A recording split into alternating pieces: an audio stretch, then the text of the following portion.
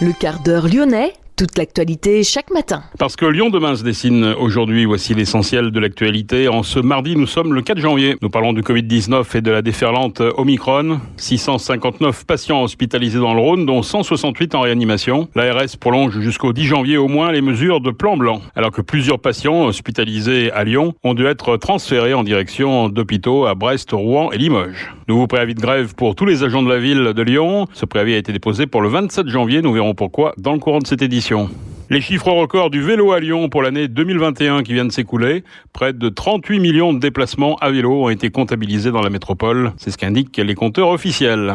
Les bonnes idées en matière d'économie circulaire ne manquent pas à Lyon, avec de véritables entreprises pépites. Coup de projecteur sur 2 d'entre elles, Rebouteille et WeCompost. La région Auvergne-Rhône-Alpes débloque une aide de 500 000 € pour les apiculteurs. À l'Olympique lyonnais, Castello Luqueba prolonge pour une saison supplémentaire. 26 joueuses de l'Olympique lyonnais féminin sont parties en stage en Espagne hier après-midi. Et l'on annonce la visite de Roselyne Bachelot dans la métropole en fin de semaine. Explication à la fin de cette édition. Lyon demain, le quart d'heure lyonnais, toute l'actualité chaque matin. Gérald de Bouchon. Bonjour à tous. Bienvenue dans ce quart d'heure lyonnais. Les contaminations flambent sous l'effet de la déferlante Omicron. 2544 patients hospitalisés dans la région, dont 487 en réanimation. Dans le Rhône, 659 patients étaient hospitalisés, dont 168 en réanimation. Le taux d'incidence continue de monter en flèche, atteignant 1660 cas pour 100 000 habitants sur les 7 derniers jours dans notre département. Un pic de contamination qui pourrait être atteint mi-janvier et un pic d'hospitalisation une semaine plus tard. L'ARS a prolongé jusqu'au 10 janvier, au moins, les mesures de plan blanc et de déprogrammation des interventions non urgentes qui s'appliquent à tous les hôpitaux et cliniques de la région depuis la mi-décembre. Une nouvelle évaluation de la situation sera réalisée en fin de semaine. 9 patients Covid+, hospitalisés dans les services de réanimation de la région Auvergne-Rhône-Alpes ont été transférés en avion vers d'autres régions françaises entre le 24 et le 31 décembre. Objectif, soulager les services de réanimation rhône-alpins. Dans le Rhône, 2 patients hospitalisés à l'hôpital Édouard Herriot, une personne prise en charge à l'hôpital de la Croix-Rousse et un patient de l'hôpital de Villefranche ont ainsi été transférés en direction des hôpitaux de Brest, Rouen et Limoges. Un nouveau préavis de grève pour tous les agents de la ville de Lyon a été déposé pour le 27 janvier. Les agents en charge de la surveillance de la voie publique participeront au mouvement. Ils déplorent des évolutions de carrière limitées. Ils demandent plus de considération de la part des élus. Les ASVP demandent un déroulement de carrière digne de leur mission. Les agents demandent aussi à la ville de Lyon la prise en charge du nettoyage de leurs uniformes, ce qui n'est pas le cas actuellement, une demande formulée depuis 2011. Lyon demain, en mode doux. En 2021, près de 38 millions de déplacements à vélo ont été comptabilisés dans la métropole de Lyon. C'est un record avec une hausse de 8 millions par rapport à l'année précédente, 2020. Ces chiffres de l'année 2021 sont donnés par les 72 compteurs répartis dans les rues de Lyon. La voie la plus empruntée par les cyclistes, celle des quais du Rhône, située à l'angle du pont Wilson, avec près de 3 500 000 passages. Suivent le pont Lafayette, avec plus de 2 millions de passages, et le cours Gambetta, 1 750 000. En 2022, l'objectif est de dépasser les 40 millions de déplacements à vélo grâce à de nouveaux aménagements, comme par exemple la première voie lyonnaise tracée le long des quais du Rhône. Les bonnes idées en matière d'économie circulaire ne manquent pas à Lyon. Derrière la réduction des déchets se profilent de véritables entreprises pépites. Coup de projecteur sur 2 d'entre elles aujourd'hui. Vous vous souvenez peut-être que dans le temps, il existait un dispositif de consigne de verre. Quand on retournait au supermarché, on rapportait ses bouteilles de verre pour les restituer et récupérer une modique somme. La consigne est de retour grâce à Rebouteille. Cette entreprise installée dans le 9e arrondissement collecte et lave les bouteilles avant de les redistribuer aux producteurs. Nous avons rencontré Stéphane Robert, salarié coopérateur de Rebouteille. Rebouteille, c'est la filière locale de réemploi des emballages en verre sur le Rhône, la Loire et l'Ain. Concrètement, on accompagne des producteurs pour convertir leur emballage au réemploi. On accompagne des magasins pour devenir point de collecte et récupérer les bouteilles des consommateurs. Et on coordonne toute la filière locale pour en faire une vraie boucle du réemploi, dans une vraie économie circulaire.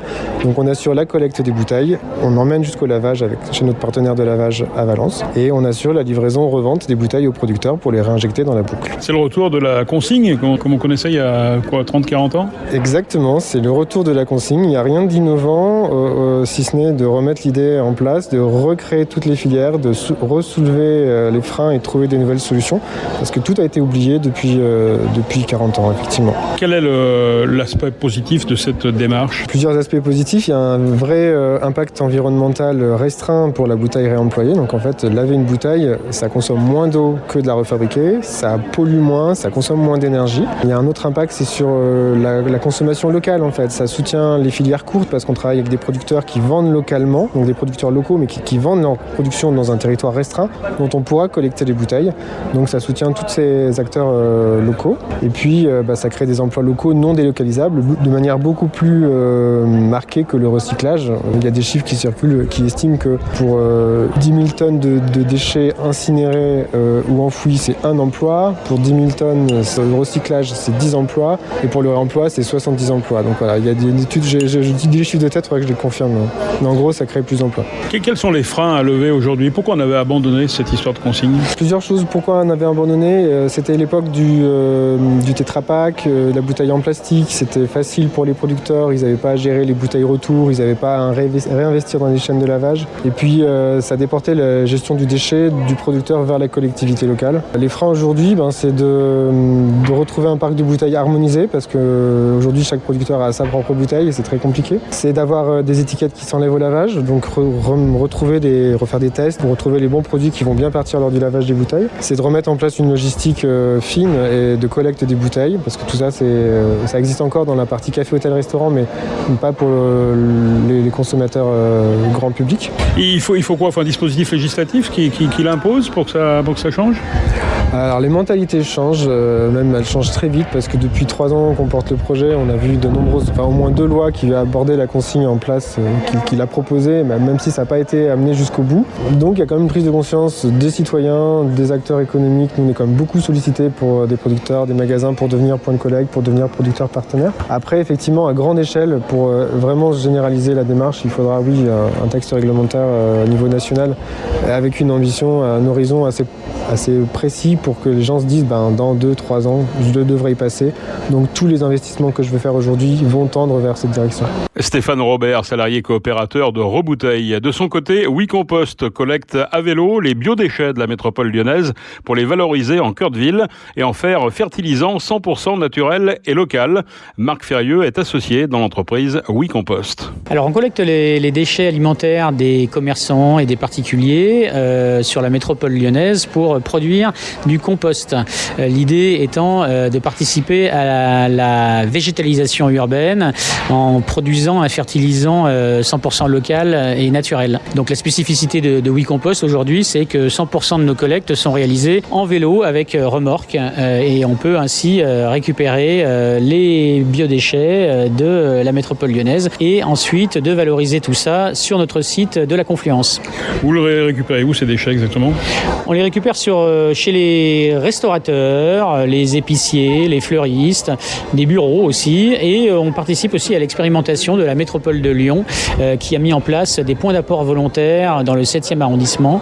Il y a 150 bornes à compost qui sont installées et nous participons à la valorisation de ces biodéchets.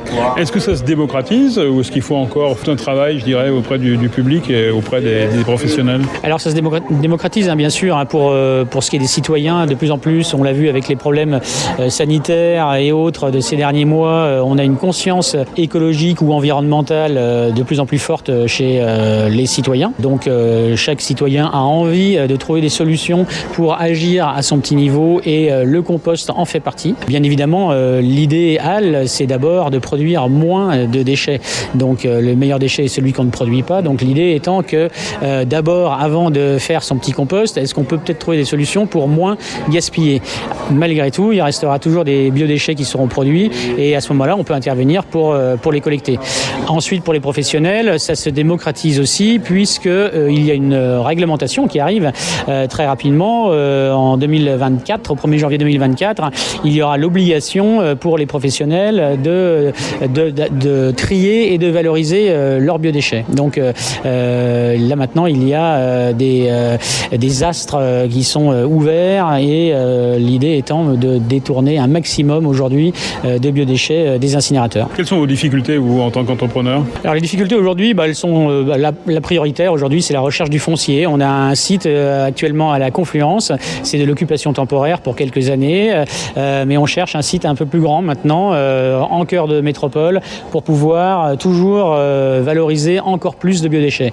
Donc à vos auditeurs, propriétaires de foncier ou qui connaissent peut-être la voisine de la boulangère du copain, eh bien si vous avez un terrain pas cher, sympathique, bien placé, n'hésitez pas à aller sur wecompost.fr et là vous aurez la possibilité de rentrer en contact avec nous. Merci, l'appel est lancé. Merci beaucoup. Marc Ferrieux, associé dans l'entreprise WeCompost, la métropole, Rhône-Alpia et Suez ont lancé un programme d'accompagnement, Les Boucles. Objectif, aider les porteurs de projets dans l'économie circulaire à se doter d'un modèle économique viable. Nous détaillerons ce dispositif demain dans le quart d'heure lyonnais. La région Auvergne-Rhône-Alpes a débloqué une aide de 500 000 € pour les apiculteurs. Cette enveloppe sera attribuée à l'Association pour le développement de l'apiculture en Auvergne-Rhône-Alpes, en charge de redistribuer la totalité aux professionnels concernés et éligibles à cet accompagnement. Par rapport à une année normale, la production a baissé de 70%. En moyenne, les charges de nourrissement des colonies ont augmenté de 9,50 € par ruche, soit un surcoût de 3 800 € pour une exploitation moyenne, le double pour les apiculteurs bio. De nombreuses exploitations se retrouvent aujourd'hui dans une situation financière complexe avec des trésoreries tendues. Les conditions climatiques difficiles ont aussi affaibli les colonies. Lyon demain, média agitateur d'idées. Football, Castello Luqueba prolonge pour une saison supplémentaire à l'Olympique lyonnais. Le jeune défenseur central de 19 ans est désormais engagé avec l'OL jusqu'au 30 juin 2025. Apparu à 2 reprises en Ligue Europa et 5 fois en Ligue 1, auteur d'un but en championnat face au FC Metz lors du dernier match de l'année 2021 au Groupama Stadium. Le jeune joueur avait marqué les esprits des supporters lyonnais dans la première partie de saison. L'OL féminin, 26 joueuses sont parties en stage en Espagne hier après-midi. Le groupe professionnel de Suliamo Pasteur restera en Espagne jusqu'à vendredi dans la province de Rérone, au nord-est du pays, pour y suivre un stage de cohésion d'équipe. Le club n'a pas communiqué sur les résultats des tests de dépistage au Covid réalisés dimanche. Enfin, Roselyne Bachelot, ministre de la Culture, participera vendredi au lancement de Villeurbanne 2022, capitale française de la culture. Un grand défilé est prévu en guise d'ouverture. Le public est invité à se rassembler dès 17h30 pour une grande déambulation depuis la rue du 4 août pour rejoindre la place Lazare-Goujon devant l'hôtel de ville. Tout au long de l'année 2022, la ville accueillera plus de 800 événements culturels. On aura bien sûr l'occasion d'en reparler. C'est la fin de ce quart d'heure lyonnais. Merci de l'avoir suivi. On se retrouve demain, même heure, mêmes antennes. En attendant, restez prudents et passez une excellente journée.